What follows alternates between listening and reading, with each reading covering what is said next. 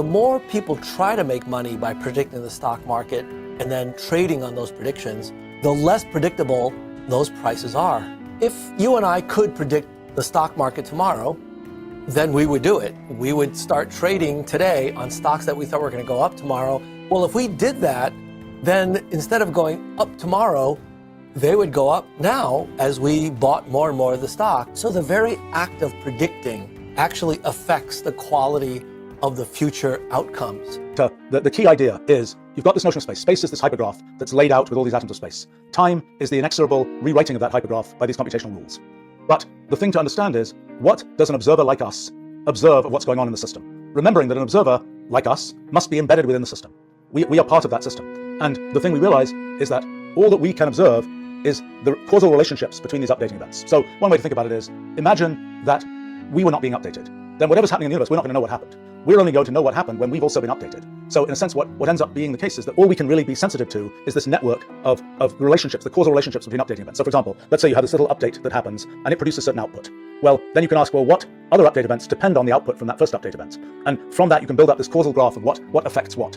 And it's that causal graph that is the real sort of substance of what's going on in these models. And so in a totally efficient market, the prices tomorrow can't possibly have any predictive power. If they did, we would have taken advantage of it today. This is a Galton board. It's got rows of pegs arranged in a triangle and around 6,000 tiny ball bearings that I can pour through the pegs. Now each time a ball hits a peg, there's a 50-50 chance it goes to the left or the right. So each ball follows a random walk as it passes through these pegs, which makes it basically impossible to predict the path of any individual ball. But if I flip this over, what you can see is that all the balls together always create a predictable pattern. That is, a collection of random walks creates a normal distribution. It's centered around the middle because the number of paths a ball could take to get here is the greatest, and the further out you go, the fewer the paths a ball could take to get there. Like if you want to end up here, well, the ball would have to go left, left, left, left, all the way down. So there's only one way to get here, but to get into the middle, there are thousands of paths that a ball could take. Yes, let's say you and I stand outside and we're going to play this game where you flip a coin, and when it's heads, you take a step forward. When it's tails, you take a step back. So you flip a coin, maybe take a step forward, flip a coin, take another step. And you play this game not just with yourself, but with 10,000 of your friends. So you're all flipping your own coins. Each time, half of you take a step forward, half of you take a step back, roughly. Then you flip, 15 times. So you're all stepping. Some of you got very, very lucky and took 15 steps forward. A more typical person, maybe they took like 7 steps forward and 8 steps back. But then if you look at where everyone is, that will follow a normal distribution very, very perfectly, or really, really closely. And it's because you have this idea that you took a certain kind of random event, flipping the coin, and you were adding the results many different times. And critically, all of those events were independent. Each coin flip didn't influence the next one. Whenever you have this, a bunch of independent things that you're adding together, it's not obvious at all that will always tend towards the same universal shape. And it didn't have to be a coin flip. It could have been any other random process with its own little internal distribution. And you always get this idea that adding up a bunch of random things, which are all independent from each other, lands you on this universal shape. Now, Bachelier believed a stock price is just like a ball going through a Galton board. Each additional layer of pegs represents a time step. So after a short time, the stock price could only move up or down a little, but after more time, a wider range of prices is possible. According to Bachelier, the expected future price of a stock is described by a normal distribution, centered on the current price, which spreads out over time. Bachelier realized he had The idea led Einstein to hypothesize that Brownian motion is caused by the trillions of molecules hitting the particle from every direction every instant. Occasionally, more will hit from one side than the other, and the particle will momentarily jump. To derive the mathematics, Einstein supposed that, as an observer, we can't see or predict these collisions with any certainty. So at any time, we have to assume that the particle is just as likely to move in one direction as another. So, just like stock prices, microscopic particles move like a ball falling down a Galton board. The expected location of a particle is described by a normal distribution which broadens with time. The price of a stock is basically set by a tug of war between buyers and sellers. When more people want to buy a stock, the price goes up. When more people want to sell a stock, the price goes down. But the number of buyers and sellers can be influenced by almost anything, like the weather, politics, new competitors, innovation, and so on. So Bachelier realized that it's virtually impossible to predict all these factors accurately. So the best you can do is assume that at any point in time, the stock price is just as likely to go up as down. And therefore, over the long term, stock prices follow a random walk, moving up and down as if their next move is determined by the flip of a coin. And how can it help you predict the stock market, the crypto market, and the whatever this guy is screaming about market? Starting in 1870, wolves in Yellowstone National Park were hunted by park employees in an attempt to eradicate all predators from the park. The idea being that by removing the top predators, the ecosystem as a whole should thrive. By 1926, the last wolf pack of Yellowstone had been killed. Fast forward to Yellowstone in 1995. Deer everywhere. Deer around every corner, deer destroying the vegetation, deer fucking on the path as you were trying to walk around. Recognizing that this deer fuckfest simply wasn't sustainable. Yeah, that's a sentence I never thought I'd say. The US government realized that in order to control the deer population, the proper course of action would be to release more wolves into the park. Wolves, being the natural predators of the deer, would help regulate the population and thus rebalance the ecosystem. So in 1995, 14 wolves were released into Yellowstone. However, over time, something really interesting started to happen. As the wolf population grew, deer started to avoid certain areas of the park. The riverbanks and valleys that had been destroyed by overgrazing deer began to regenerate. Beavers came back to the rivers. There was an explosion of mice, hawks, foxes, and bears. One tiny adjustment in the system's conditions caused a profound change. However, something even more remarkable happened. As trees regenerated along the riverbanks, their roots stabilized the soil, protecting against erosion, narrowing the channels, and in some cases, quite literally changing the path of the river. So you're saying that bringing 14 wolves into Yellowstone changed the actual path of the rivers? How many edibles did you eat before researching this? Absolutely zero, only a few. But how does this relate to the financial gambling market? Yeah, there was that Wolf of Wall Street guy, but I didn't know he got released into Yellowstone. Let's think about the example of the wolves. I can tell you exactly what a wolf does. It looks for food, eats, sleeps, drinks pints with its wolf friends on Friday. That's basically the extent of its life. Yeah, there's some howling, some random walking around, but in essence, a wolf's entire existence isn't made up of any incredibly complicated decisions that we couldn't predict. Okay, so if that's relatively predictable, let's just add the deer fuckfest into that equation. After all, we can predict the actions of a deer fairly easily too. And if we can predict the deer, we can also predict X, Y, and Z that should give us a complete view of the system. We know what deer do. They eat grass, they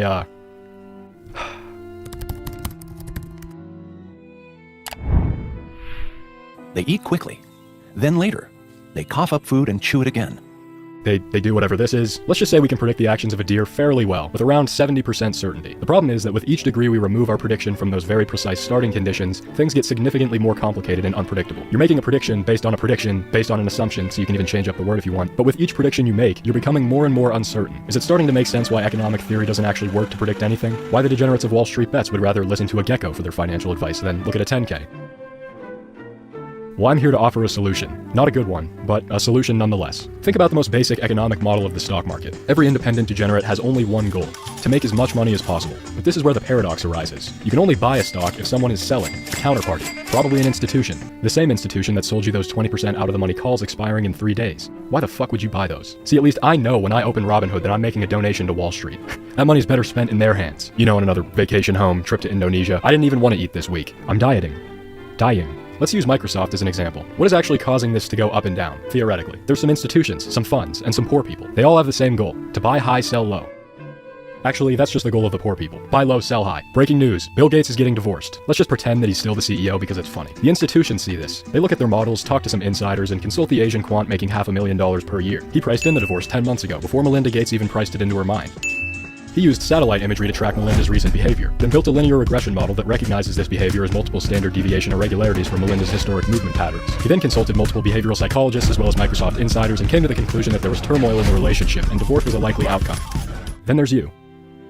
You're fairly certain the market hasn't priced this in yet. After all, the news just came out a few hours ago. It's only a matter of time before someone else sees this investment. We have to act now. So what is actually moving this price? People with different levels of information, different bias, different risk tolerance. We're trained to think in a very linear fashion. Science, math, and other useless things behave in this way. Stock market doesn't behave this way. It follows completely different rules. A perfect understanding of the individual parts doesn't automatically convey a perfect understanding of the whole system's behavior. It's not linear. There are 4 big ideas we can use to understand stock market complexity. The you won't principles. That's not like a guy's name or something. I just named them that because you won't actually use them in any practical sense. The ants, going on a bender in Cabo. That's aggregation. Each one has a narrowly defined set of tasks for itself. I'm gonna pick up this piece of sand, I'm gonna go stack it on top of that giant mound. That's my life. However, at the system level, we can see how through all of those interactions, something much more complex emerges. An adaptive and organized system. Through thousands of individual tasks playing out over and over again, unpredictable properties arise. Emergence. Why is it so hard to beat the market? Because you're fighting an ever-evolving, learning enemy. Individuals within the system are constantly drawing from their environment and trying to understand their environment. That includes the Asian quant, who's a lot smarter than me, a lot richer than me, and just in general is a lot better than me in basically every way. Let's say you have a system that allows you to consistently predict stock market corrections. You do what any self-respecting capitalist does and take a page out of Bill Hwang's book. Why not leverage to the tits and deep out-of-the-money puts to take full advantage of this opportunity? It might work for the first few times, but how rich can you really get before others start to catch on? After all, thousands of people are monitoring the volume of those contracts, and demand for options up or down the chain increases implied volatility. Complicated financial formula fucks you quicker than you think. Just take my word for it. You might be able to predict the unpredictable, but by predicting the predictable just became predictably unpredictable. We're back at square one again. Economics is actually a Greek word made up of two parts. The first part, eco, means just fucking do astrology instead. The second part, no, we're still gonna try to do this despite it never working. This is the actual Greek root of the word.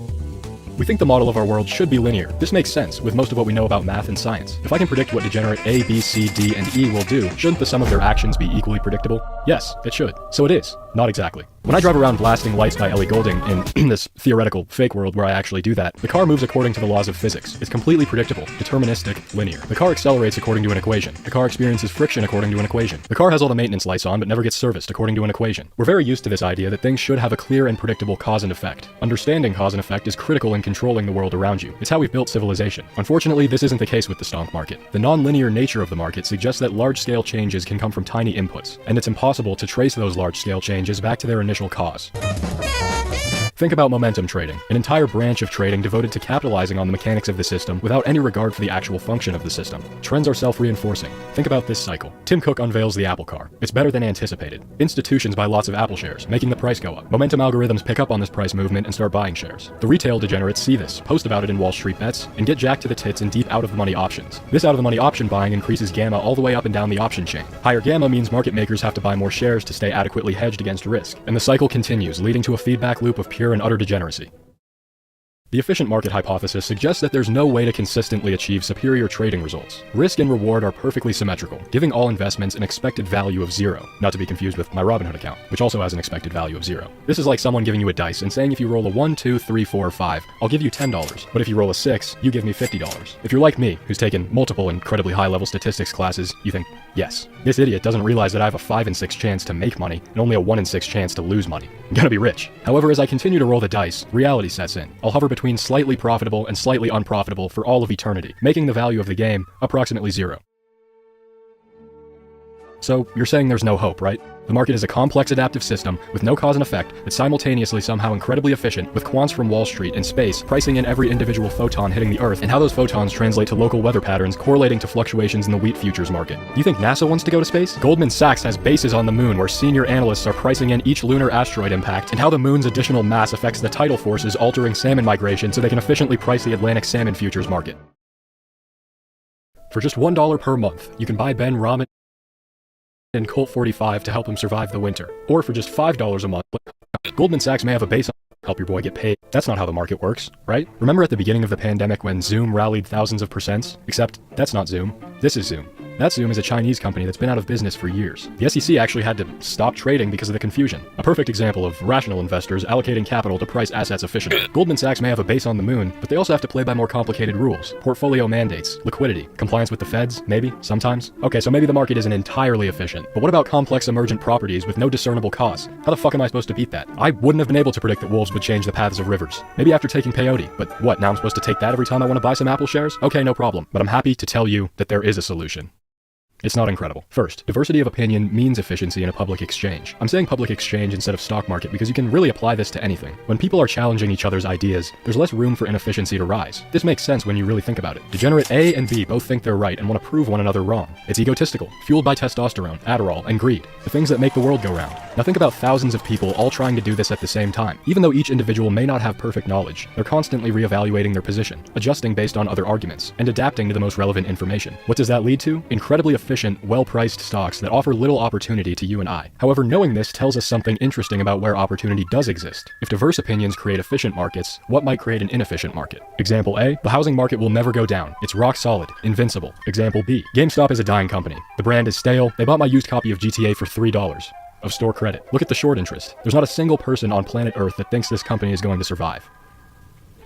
Monkeys that all share one opinion are dangerous. Forget the stock market for a second, just on a human level. Basically every major tragedy throughout history can be attributed to this. This is why we've come to value free speech so much. But to bring it into a more serious topic, the stock market, your investment portfolio, the biggest tragedy of them all. People who all share one opinion tend to introduce all kinds of bias into their thinking, and sometimes that gives rise to big opportunities. Being greedy when others are fearful, and fearful when others are greedy. But what does that even mean? I get the idea in theory, but so what? Now I'm supposed to start betting against Amazon? Most people think that company's pretty invincible. Because I actually want to show you how you might use this in some kind of a practical way, let's talk about GameStop. Who could have predicted how the GameStop play would unfold? Absolutely no one. It's a perfect example of small inputs leading to chaotic system-level changes. It's non-linear. Think about the emergent properties of the GameStop fiasco. One example being people putting GameStop on billboards around the country. Now, as an interesting thought exercise, try to think about what actually caused this. You can try to reason deductively and say, well, people bought billboard space after reading things on Wall Street Bets. Why were they reading things on Wall Street Bets? Well, because a lot of new people joined the community. Why did a lot of new people join the community? Well, because more mainstream attention was brought to it. You get the point. But which one of these levels caused the emergent phenomenon of GameStop billboard in Times Square? Absolutely no one fucking knows. It could be just one of these events, any combination of them, or something completely detached that we don't even recognize. What if the initial GameStop due diligence was never posted on Wall Street Bets? What would have happened to the GameStop billboard in Times Square? No one knows, no one will ever know, so I'll shut up about it. There's another incredibly important lesson we can pull from GameStop. In retrospect, that was a really great opportunity. I hate saying that so much. It's like people who say, yeah, you know, I could have been in the NBA, but I just decided not to, and you gave that up for an assistant shift lead position at Subway.